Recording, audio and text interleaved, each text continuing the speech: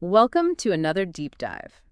Today we're going to really dig into solid-state batteries, specifically how they handle different temperatures. Yeah, it's an interesting area. We all want our devices to work no matter the weather. Right. And with solid-state batteries being the hot topic, understanding how they perform when it's freezing or scorching is crucial.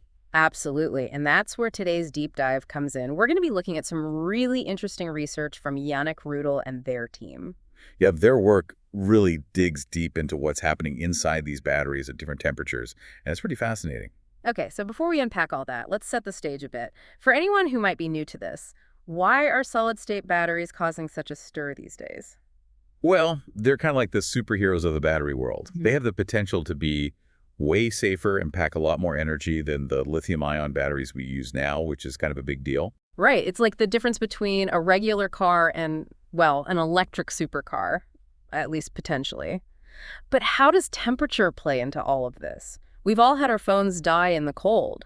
Is that a big issue for solid-state batteries too? It's definitely a factor.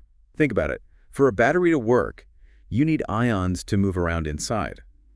In a traditional battery, that movement happens in a liquid, and, well, liquids freeze when it's cold. So it's like trying to make a snow sculpture out of water. Not going to happen. Exactly. And if it gets too hot, that liquid can break down, which is also bad news for the battery. Solid-state batteries use a solid electrolyte, so they're more stable. So they're tougher, but still not immune to extreme temperatures. Precisely. It all comes back to how easily those ions can move around inside, and that's what Rudel's research focuses on. They looked at how the actual makeup of a solid-state battery, the materials used, affects how it performs at different temperatures. Okay, let's break that down a bit. What are the main building blocks we're talking about here? They looked at a specific type of solid electrolyte called argyridites. They used 3 different ones and paired them with a silicon-carbon mix as the active material. And what's special about this silicon-carbon combo? Well, silicon is great at storing lithium, which means more energy, but it can be a bit unstable. Adding carbon helps keep things in check. It's like adding some scaffolding to a skyscraper, right? Reinforcing the structure to handle the load. Exactly. It creates a more stable environment for all those energy-storing reactions to happen. Got it.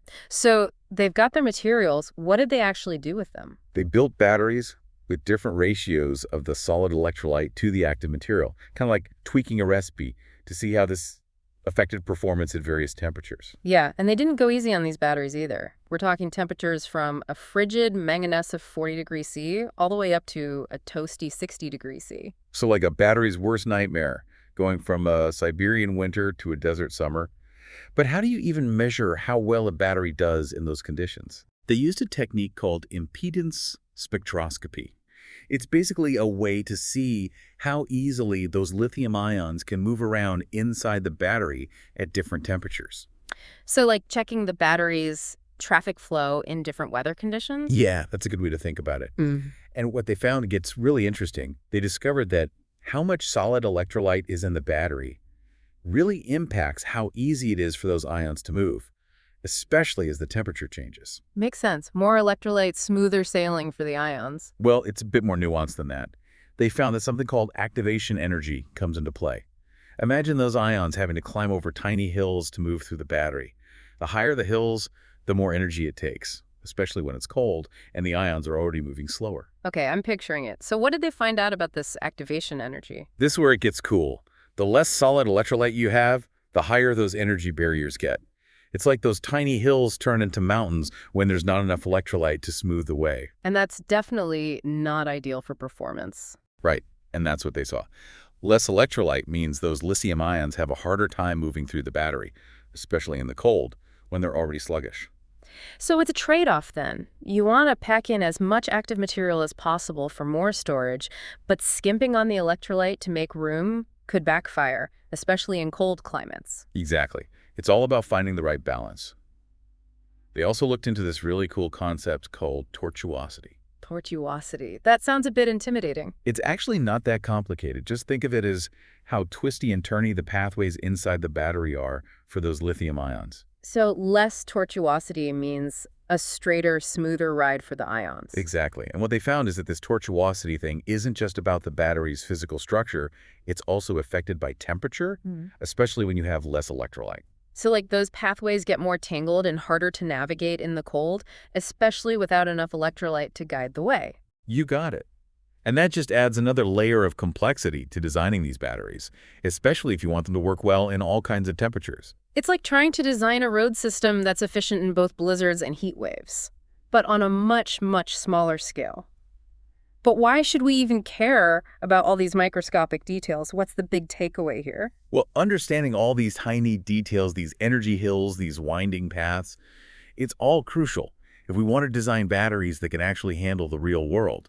We're talking about batteries that can power electric cars in freezing temperatures or store solar energy efficiently on a scorching hot day. So these tiny details could have a huge impact on how we power our future. Exactly. And that's why this research is so important. It's not just about making batteries smaller or lighter. It's about understanding these fundamental processes happening inside so we can make them better, make them work everywhere. So we're not just trying to build a better battery, we're trying to build a better battery for every situation, right? Yeah, exactly.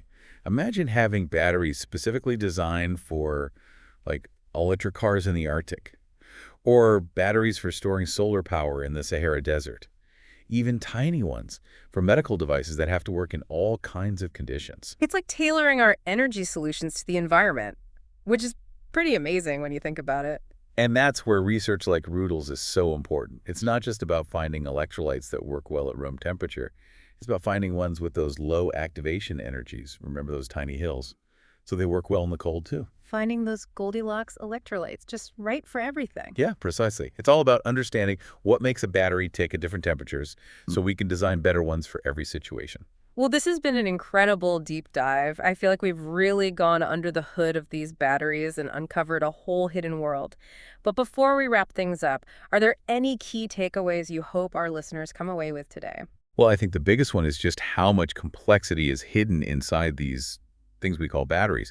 They seem so simple from the outside, but there's a lot going on at a microscopic level that affects how well they work, especially at different temperatures. Yeah, it's not just about cramming more energy in, it's about understanding all those intricate processes happening inside. Right, and that's where the real innovation is going to come from. Yeah. Understanding those processes, those interactions between materials, and using that knowledge to design better batteries for the future. Batteries that can help power a cleaner, more sustainable world. Absolutely. Well, on that note, we'll leave everyone with one final thought. If you could design a battery for any environment, what would you create? What possibilities would it unlock? Thanks for joining us on this deep dive into the world of solid-state batteries. We'll see you next time for another fascinating exploration.